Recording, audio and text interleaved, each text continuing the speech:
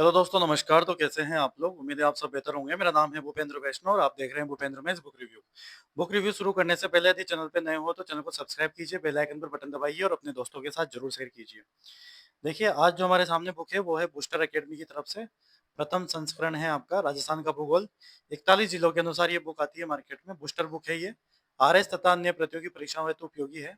Kapil Chaudhary sir के द्वारा ये बुक लिखी गई है। साइड से देखते हैं तो इस प्रकार से बुक दिखाई देती है और अगर पीछे से देखते हैं तो इस प्रकार से ही दिखाई देती है। इनके और भी कंसेप्ट है यहाँ पर। आज ये बिल्कुल ये बुक की जो प्राइस रखी है इन्होंने 240 रुपए इसकी एमआरपी है आपके सामने। और अगर ये बुक आपको मार्केट में परचेज करनी है तो गोपाल सिंह प्लाजा पर जाकर अग्रवाल बुक डिपो पर आप इस बुक को परचेज कर सकते हैं। तो ये बुक है आपके राजस्थान का भूगोल। तो चलिए शुरू करते हैं। इसके अंदर देखते हैं कि क्या विशेष बातें हैं और क्या इसके अंदर खास बातें हैं। ठीक है। तो ये बूस्टर बुक है यहाँ पर। आरएस और अन्य प्रतियोगी परीक्षाओं हेतु उपयोगी। मार्गदर्शक कपिल चौधरी है यहाँ पर। ठीक है। इसमें जो आपके टॉपिक्स हैं अध्याय, आपका एक तो सामान्य परिचय है यहाँ पे। स्थानीय राजस्थान की स्थिति विस्तार है। भू आकृतिक प्रदेश है आपके सामने। इधर से अगर आप देखेंगे तो राजस्थान की जलवायु है, नदियां हैं, झीलें हैं, परियोजनाएं हैं, जल संरक्षण, जल प्रबंधन है, प्राकृतिक वनस्पति है, मृदा है, जैव विविधता है, पर्यावरणीय मुद्दे हैं, जनसंख्या है, खनिज संपदा है, ऊर्जा संसाधन है, कृषि व संबंध क्षेत्र है, पशुपालन है, औद्योगिक विकास है, सहकारिता, पर्यटन, राजस्थान में परिवहन, राजस्थान के प्रतीक चिन्ह, यूनेस्को की भू पार्क व भू धरोहर स्थल संकल्पना, राजस्थान में संभावनाएं, ये सब इस प्रकार से ये चीजें आपके सामने है। इस बुक के जो टोटल पेज हमारे साथ सामने है यहाँ पे 246 पेजों की किताब है आपके सामने। ठीक है। तो चलिए देखते हैं इस बुक में क्या क्या विशेष है। राजस्थान का सामान्य परिचय दे रखा है। शुरुआती परिचय है यहाँ पर। आद्य महाकल्प में क्या क्या चीजें यहाँ पर देखने को मिली, पुराजीवी महाकल्प में क्या क्या देखने को मिला।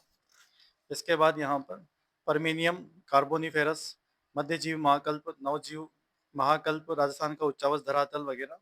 तो सबसे पहले जो इन्होंने स्टार्ट किया है, जहाँ से अच्छे लेवल के एग्जाम से क्वेश्चंस निकल के आ रहे हैं, वहां से इन्होंने स्टार्ट किया है। इसके अलावा यहाँ पर हम देखते हैं राजस्थान का निर्माण कैसे हुआ। तो ये राजस्थान का निर्माण जो हुआ है पहले इनके नाम क्या क्या थे, कौन से क्षेत्र को क्या बोला जाता था, तो ये सारी चीजें इन्होंने यहाँ पर दी है विशेष करके। फिर यहाँ पर आप देख पा रहे होंगे राजस्थान का एकीकरण है यहाँ पे। तो एकीकरण किस हिसाब से हुआ, कौन सा संघ बना, फिर कौन सा संघ बना, फिर कौन सा राजस्थान है। फिर राजस्थान के जिले हैं, राम लुभाया समिति है आपके सामने। पूर्व निर्मित 17 जिले आपके सामने हैं। नए जिलों के पुनर्गठन के लिए क्या समिति बनी, ललित के पवार इसके अध्यक्ष थे। 28 जून 2024 को नई समिति का गठन किया गया। तो ये सारी चीजें आपके सामने सही से रहा। ललित के पवार के बारे में छोटा सा यहाँ पर चीजों को बताया है इन्होंने। मंत्रिमंडलीय उपसमिति बनी है यहाँ पर। वर्तमान में रद्द किए गए जिले 9 है यहाँ पे और यथावत रखे गए जिले यहाँ पर 8 है यहाँ पे। ठीक है। तो ये इस प्रकार से चीजें हैं आपके सामने। राजस्थान में संभागीय व्यवस्था क्या है, ये भी इन्होंने इस तरीके से यहाँ पर दे रखी है। राजस्थान की स्थिति और विस्तार। तो राजस्थान की स्थिति और विस्तार यहाँ पर देखने को मिल रही है अपन को। हाँ। तो ये राजस्थान की स्थिति विस्तार से ये संबंधित चीजें हैं। नामकरण कैसे है, सारे शिलालेख वगैरह इन्होंने बढ़िया यहाँ पर चीजें दे रखी है। राजस्थान का अक्षांशीय विस्तार कहाँ पर है, देशांतर स्थिति क्या है, अक्षांश देशांतर के अनुसार स्थिति क्या है, राजस्थान में विश्व में स्थिति क्या है, एशिया में स्थिति क्या है, भारत में स्थिति क्या है, ये सब चीजें हमारे को देखने को मिलेगी। सूर्य के सापेक्ष राजस्थान की स्थिति क्या है, राजस्थान का विस्तार क्या है, राजस्थान का अक्षांशीय विस्तार, कर्क रेखा। ठीक है। फिर राजस्थान की आकृति, राजस्थान का क्षेत्रफल, राजस्थान की सीमा। इस प्रकार से चीजें आपके सामने हैं। राजस्थान के साथ सीमा बनाने वाले पाकिस्तान के 9 जिले क्या है, किस तरीके से चीजें निकल कर आ रही है। राजस्थान के पड़ोसी राज्यों में क्या क्या नाम है, क्या क्या चीजें हैं यहाँ पे। राजस्थान के भू आकृतिक प्रदेश है यहाँ पर। पैथालांसा, पेंजिया, अंगारा लैंड, तेतीसागर या गोंडवाना लैंड। राजस्थान के भौतिक प्रदेशों का निर्माण और ऊंचाई की दृष्टि से इनका क्रम। तो मैपिंग के माध्यम से भी इन्होंने समझाने का पूरा प्रयास किया है। पश्चिमी मरुस्थलीय प्रदेश, अरावली, पूर्वी मैदान और दक्षिणी पूर्वी पठारी प्रदेश। ये एक भौतिक प्रदेशों की तुलनात्मक अध्ययन है यहाँ पे, जो आपके सामने यहाँ पर दे रखा है। पश्चिमी मरुस्थलीय प्रदेश है आपके लिए, आप देख सकते हैं यहाँ पर। पश्चिमी मरुस्थलीय प्रदेश इस प्रकार से दे रखी है आप लोगों को। अरावली पर्वतमाला के पश्चिम में विस्तृत है वगैरह। थार के मरुस्थल भी कहा जाता है। थार मरुस्थल तैतीस सागर का अवशेष है। राजस्थान के कुल भूभाग के 61.11% भाग में विस्तृत है यहाँ पर। इस प्रदेश का क्षेत्रफल लगभग 2,38,254 वर्ग किलोमीटर है। हरिमोहन सक्सेना के अनुसार क्षेत्रफल 1.75 लाख किलोमीटर है यहाँ पे, ठीक है। तो पश्चिमी मरुस्थलीय प्रदेश का विस्तार राज्य के 12 जिले, वर्तमान में 16 जिलों में स्थित है यहाँ पर। बनावट के आधार पर मरुस्थल का विभाजन 3 भागों में बांटा गया है। रेतीला या महान मरुस्थल, पथरीला मरुस्थल और मिश्रित मरुस्थल यहाँ पर हमें देखने को मिलेगा। इसके अलावा पश्चिमी मरुस्थलीय प्रदेश में शुष्क मरुस्थल है आपके सामने, बालू का स्तूप युक्त और बालू का स्तूप मुक्त है यहाँ पर। अर्ध शुष्क मरुस्थल वगैरह भी आपके सामने यहाँ पर है। बालू का स्तूप की अगर बात करें तो ये 6 प्रकार के बालू का स्तूप है यहाँ पर। बरखान बालू का स्तूप, सीव, अनुप्रस्थ बालू का स्तूप, अनुदैर्घ्य बालू का स्तूप, पैराबोलिक बालू का स्तूप, स्क्रब काफिस, सब्र काफिस, स्प्रग काफिस बालू का स्तूप। तो सारे बालू का स्तूप इन्होंने अच्छे से देकर यहाँ पर चित्र के माध्यम से समझाने का प्रयास किया है। अर्ध शुष्क मरुस्थल है यहाँ पर, गग्गर बेसिन है, शेखावटी प्रदेश है, नागौर उच्च भूमि है, लूनी बेसिन है। मरुस्थलीकरण से संबंधित महत्वपूर्ण शब्दावली हम देख पा रहे होंगे यहाँ पर। तो इस प्रकार से सारी शब्दावलियां आपको यहाँ पर दे रखी है। विशेषताएं बढ़िया दे रखी है। मरु विकास कार्यक्रम DDP 1977-78 अच्छा मैटर यहाँ पर हमें देखने को मिला है। यहाँ पर काफी चीजें डिटेल्स के माध्यम से यहाँ पर इन्होंने बता रखी है। राजस्थान के भूगोल से संबंधित चिड़ियाटूप पहाड़ी वगैरह, कौन सी पहाड़ी कहाँ पर है, ये सब चीजें इन्होंने बढ़िया काम कर रखा है इस किताब के साथ, बहुत बढ़िया। राजस्थान की जलवायु को प्रभावित करने वाले कारक: अक्षांशीय स्थिति, समुद्र से दूरी, उच्चावच पर्वतों की दिशा, धरातल की ऊंचाई व स्वभाव। तो जलवायु को प्रभावित करने वाले कारक है आपके सामने यहाँ पर। राजस्थान की जलवायु का वर्गीकरण है। सामान्य जलवायु वर्गीकरण, व्यक्तिगत जलवायु वर्गीकरण और ऋतुओं के आधार पर वर्गीकरण। तो सामान्य जलवायु वर्गीकरण में हम देख रहे हैं यहाँ पर शुष्क जलवायु प्रदेश, अर्ध शुष्क जलवायु प्रदेश, उप आर्द्र जलवायु प्रदेश, आर्द्र जलवायु प्रदेश, अति आर्द्र जलवायु प्रदेश। कोपेन द्वारा वर्गीकरण, त्रिवार्ता द्वारा वर्गीकरण, थॉर्नवेट द्वारा वर्गीकरण। ऋतुओं के आधार पर ग्रीष्म, वर्षा, शरद, शीत हम देख पा रहे हैं यहाँ पर। व्यक्तिगत जलवायु प्रदेश वगैरह सब चीजें यहाँ पर आपके सामने है। ऋतुओं के आधार पर जलवायु वर्गीकरण दे रखी है, बढ़िया चीजें यहाँ पर दे रखी है, बढ़िया काम कर रखा है। राजस्थान की नदियां हैं आपके सामने, सारी नदियों का समागम है, बढ़िया शानदार, सहायक नदियां वगैरह सब कुछ, बांध की परियोजनाएं वगैरह भी दे रखी है, अंतर प्रवाह क्षेत्र भी दे रखे हैं, बढ़िया।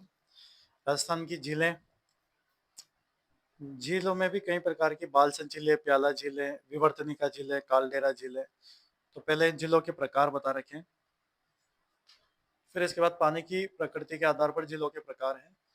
खारे पानी की झीलें, मीठे पानी की झीलें, खारे पानी की झीलें। तो ये एक मतलब बस इसमें पीछे MCQs नहीं है, बाकी इन्होंने जो बूंदी की झीलें, अलग अलग राज्य जिलों की सारी झीलें यहाँ पर इन्होंने दे रखी है। बात सिर्फ ये है कि ये जो बुक है आपके सामने, बस इसमें MCQs नहीं है, बस ये इसमें पीछे शायद हो सकता है अलग से बुक आ जाए, बट डिटेल्स इतनी बढ़िया डिटेल्स है इस किताब की, जो हर बुक्स से बिल्कुल अलग ये बुक बनाती है। जिस प्रकार से मैं इस बुक का जो लहजा देख पा रहा हूँ, इसके जो मैं चरण देख पा रहा हूँ और इसके जो स्टेप्स मैं देख पा रहा हूँ, अविश्वसनीय मुझे यहाँ पर नजर आ रहे हैं और काफी मतलब अच्छा मैटर यहाँ पर मुझे देखने को यहाँ पर मिल रहा है। तो जो बुक्स अच्छी है वो अच्छी रहेगी और मैटर काफी बढ़िया मैटर इन्होंने यहाँ पर दे रखा है। हर चीज को बहुत ही बारीकी से यहाँ पर, जैसे नर्मदा नहर परियोजना है, परवन वृहद परियोजना है, धौलपुर लिफ्ट परियोजना है, राजस्थान के मरु क्षेत्र हेतु जल पुनर्गठन परियोजना है। तो ये बढ़िया इन्होंने काम यहाँ पर कर रखा है। राजस्थान की प्रमुख 5 मध्यम सिंचाई परियोजनाएं आपको यहाँ पर दे रखी है। राजस्थान की अन्य लघु सिंचाई परियोजनाएं आपको यहाँ पर दे रखी है। राजस्थान का भूगोल: बूंदी, उदयपुर, सिरोही, कोटा, बारा, दौसा, झालावाड़, भीलवाड़ा, सीकर। बढ़िया चीजें हैं भाई साहब। भूजल, राजस्थान जल संरक्षण व जल प्रबंधन की बात है यहाँ पर। राजस्थान के परंपरागत जल स्रोत, तालाब, टाका, कुंड, काफी क्वेश्चन आते हैं यहाँ से भी। जल संरक्षण से प्रमुख जल संसाधन योजनाएं हैं यहाँ पे। राजस्थान की प्राकृतिक वनस्पति है आपके सामने। वनस्पति को प्रभावित करने वाले कारक: वन नीतियां, नवीनतम वन नीति 2023, 18वीं राजस्थान वन रिपोर्ट, 18वीं वन रिपोर्ट 2023, भारतीय वन सर्वेक्षण FSI भी दे रखा है आपको यहाँ पर। प्रशासनिक दृष्टि से वनों का वर्गीकरण आपको दे रखा है, महत्वपूर्ण तथ्य आपके सामने है। वन संरक्षण, वन संवर्धन भी दे रखा है आपको, बढ़िया काम। राजस्थान की मृदा,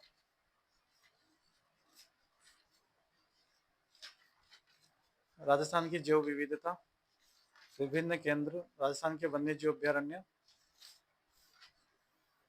भाग परियोजनाएं दे रखी है, बायोलॉजिकल पार्क है आपके सामने। राजस्थान के जिलों के शुभंकर है।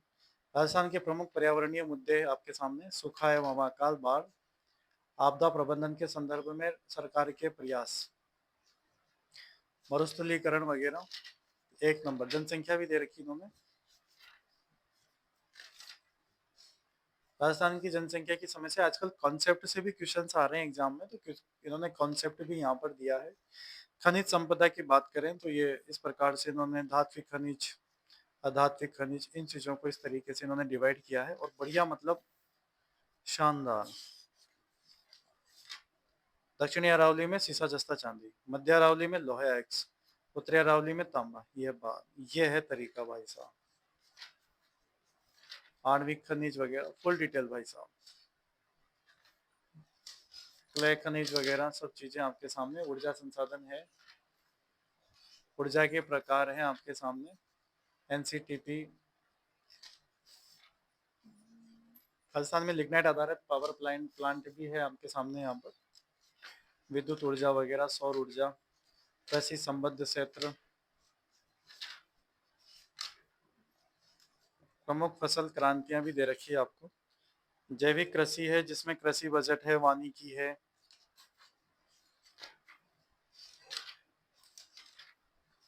पशुपालन वाला टॉपिक है, संबंधित योजनाएं, औद्योगिक विकास। बढ़िया काम कर रखा है।